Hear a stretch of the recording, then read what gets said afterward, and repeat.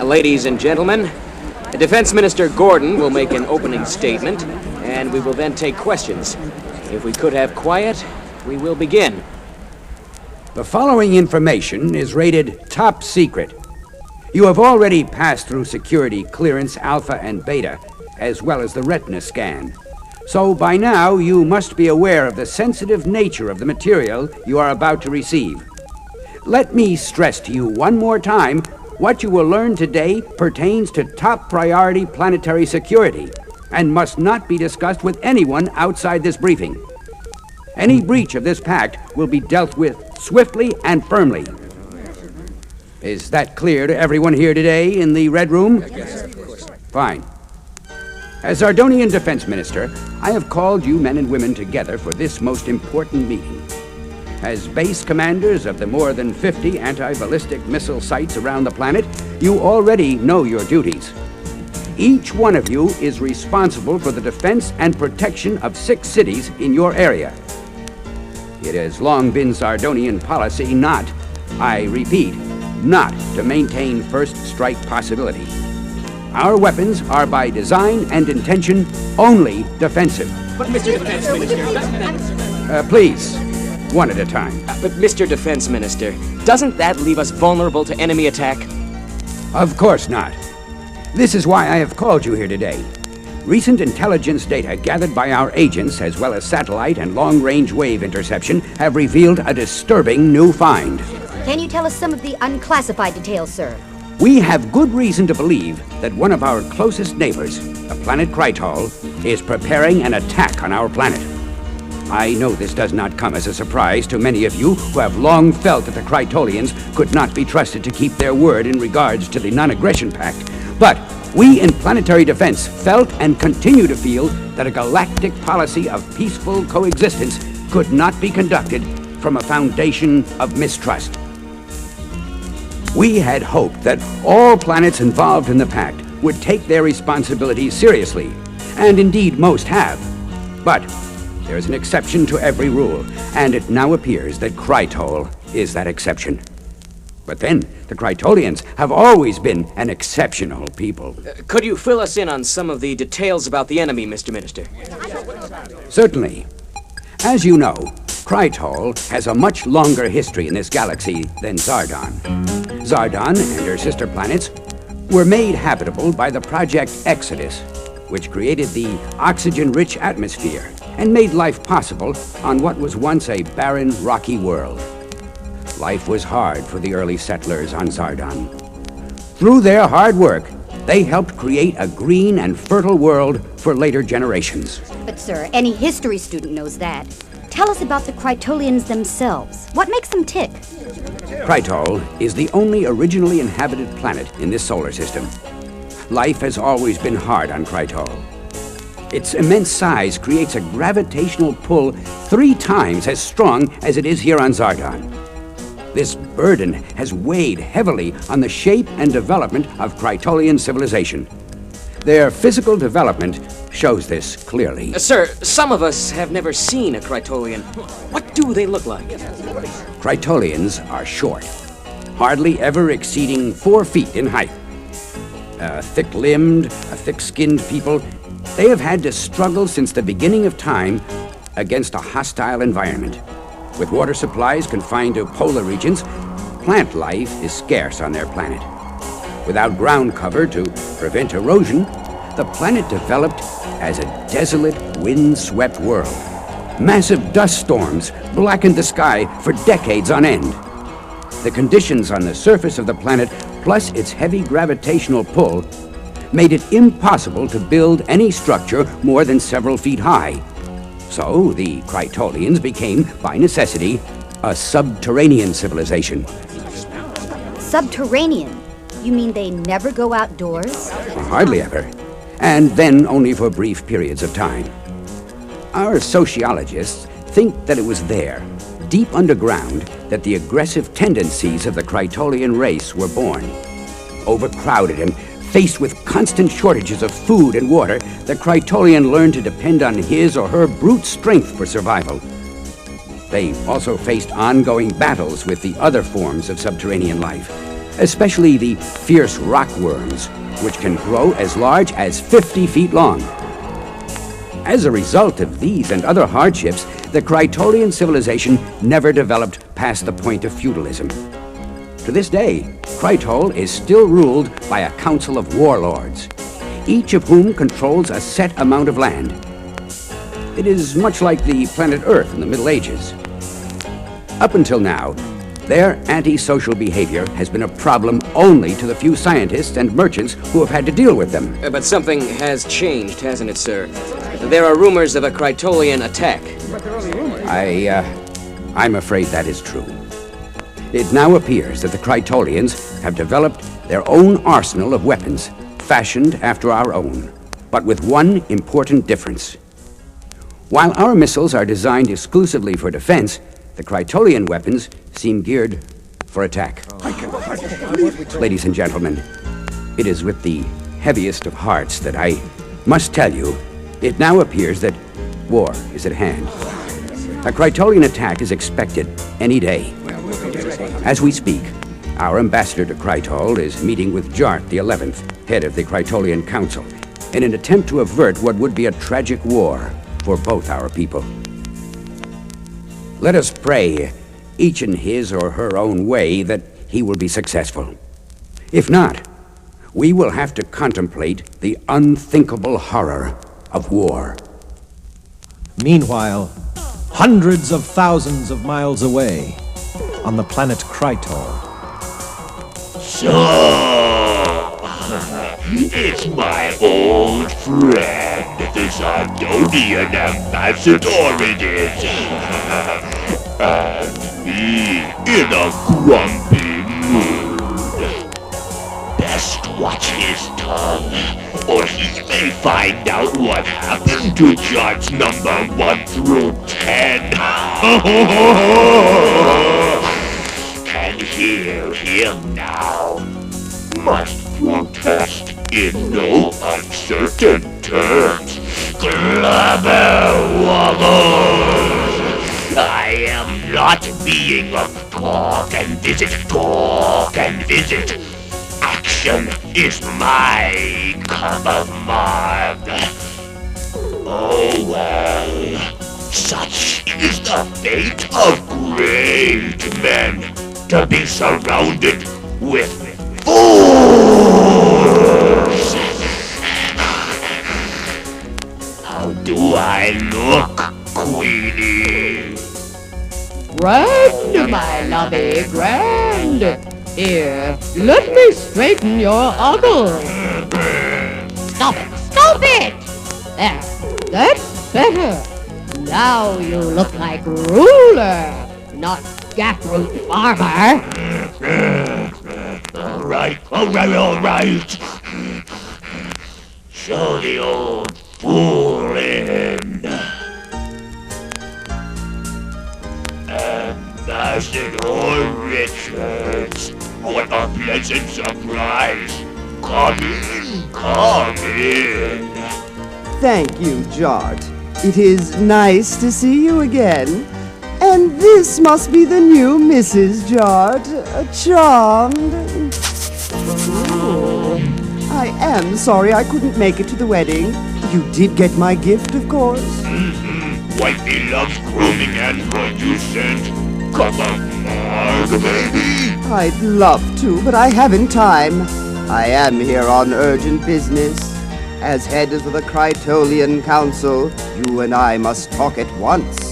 Talk and visit. Proceed. Your Excellency, as representative of the planet Zardon, I must protest in no uncertain terms.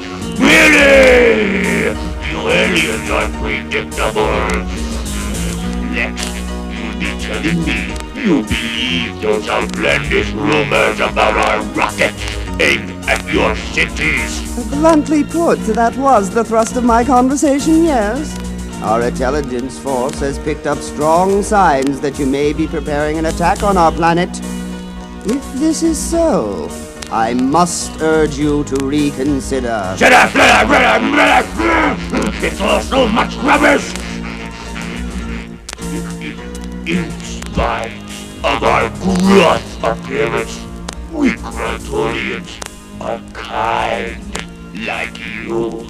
We would never attack our friends and helpers on Zardon. Never! But as they spoke, something treacherous was underway at the Krytolian missile headquarters on the far side of the planet. Battle stations! Battle stations!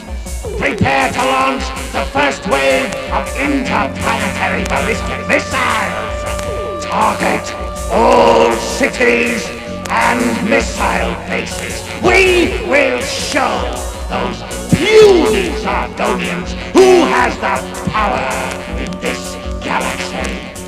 Attack!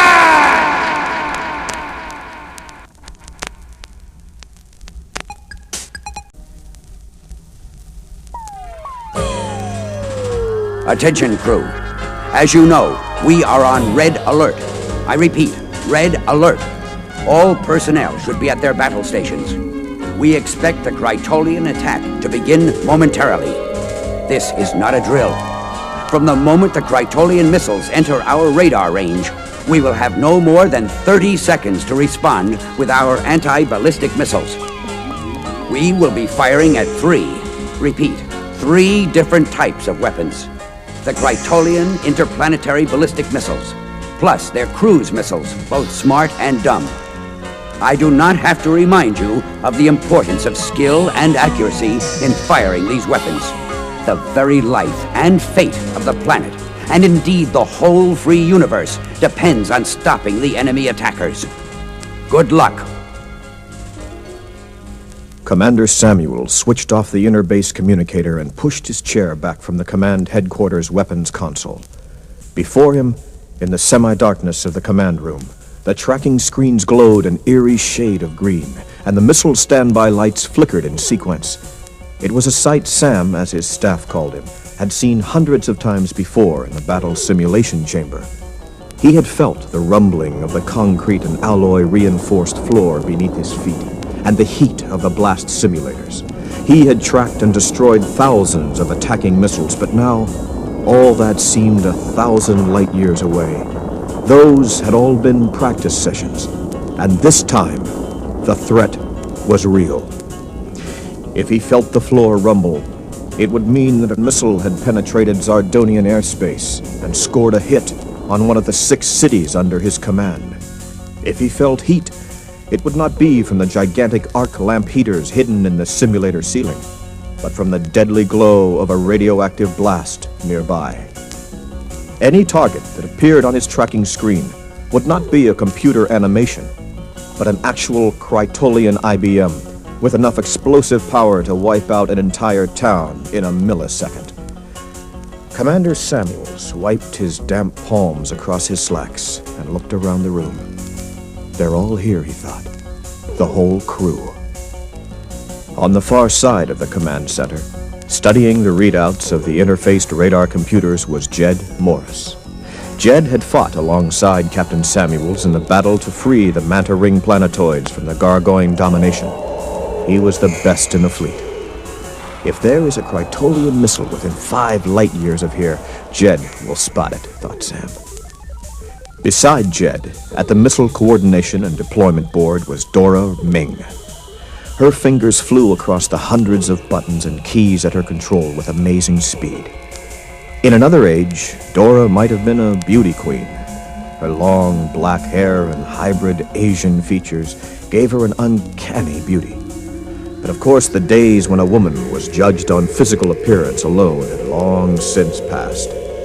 Nowadays, they fought alongside the men as equals and in some cases as superiors. Dora played second fiddle to no one. She was the finest missile deployment officer around, and she knew it. And finally, at the Status and Communications Patch Bay was Xenon. From his magnetic anchored position in the Situation Chair, he controlled the thousands of bits of information that came into the command room every minute. Although his life-tech skin gave him a surprisingly human appearance, there was never a human born who could perform the amazing number of functions Xenon could. His silicone and gas chip memory could hold and sort millions of pieces of data and process them for accuracy, security, and priority. When his alpha circuits were engaged, he could switch all incoming data to the beta or gamma inputs. It was like having 3 separate but interrelating brains online.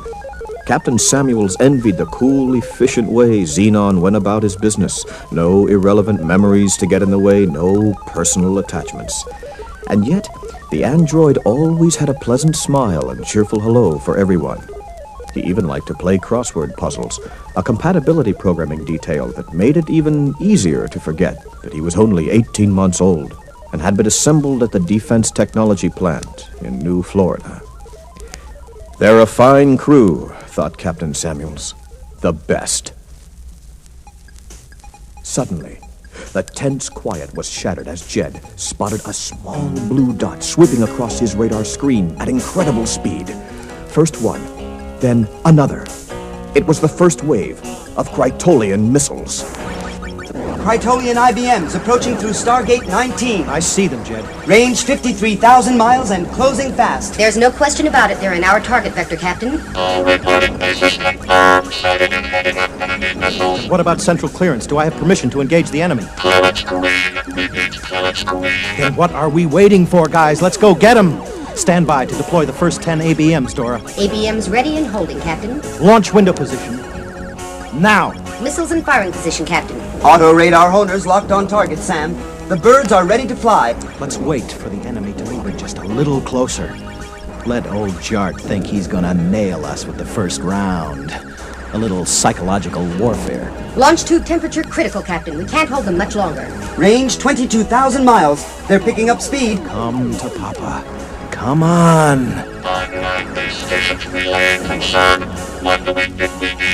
Stonewall them, Xenon. Come on, you little devils. I got a surprise for you. Oh, Jart must be dancing a victory jig by now. Range 12,000 miles. For God's sake, Sam, fire those things. Fire! Now! All birds have left the nest. I've got them up on the screen. And so does Jart, I'll bet. That ought to curl his beard. Uh-oh, we got a problem. Bird 2, guidance malfunction. I think it's gonna be off target. We'll know in 5 seconds. Scheduled impact. Now. We got 5 of the 6. 1 got through. Range 6,000 miles. Oh my God, it's headed straight at New Chicago. How long have we got? 12 seconds to impact. Fire now! The bird's away. Looking good.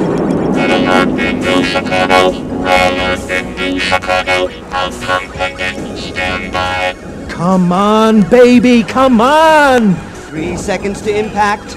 2, 1. We got it! Yes! Screens are clear, Captain. We have repelled the first wave. This is Relay. Congratulations, Captain. I'll tell him thanks, but it's a little too early for congratulations. That was just the first wave. The battle's not over yet. And Captain Samuels was right. At the Missile Command Center on the planet Krytol, Jart and his war council were huddled, planning their next attack. 1,000 Primolian curses! All of our missiles were destroyed! A lucky shot had they! Next time, their luck run out might, eventually, we will succeed in destroying our target sites. Battle not over yet. Far from over.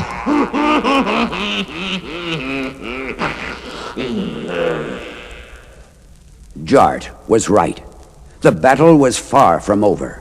All across the wide surface of the planet Zardon, in dozens of missile launch sites, other base commanders besides Captain Samuels were waiting to take up the fight. They watched their radar screens, their fingers poised on the launch button, always on guard, always ready. As base commanders, they had taken a vow to protect and defend the planet, and they would fight to their last breath to keep that vow, to keep their home safe from tyrants who would bully their way across the universe. They are the brave men, women, and, oh yes, let's not forget, brave androids of the Missile Command.